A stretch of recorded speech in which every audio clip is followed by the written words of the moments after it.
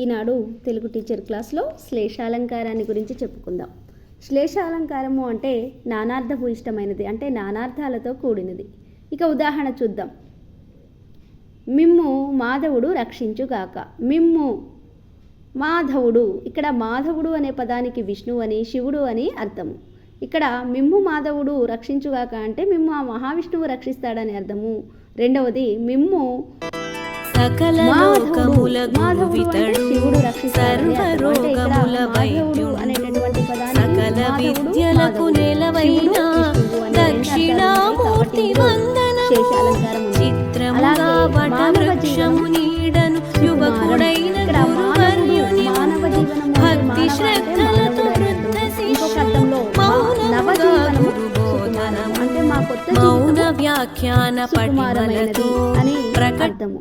ఇలా రెండు అర్థాలు కలిగిన శ్లేషాలంకారం.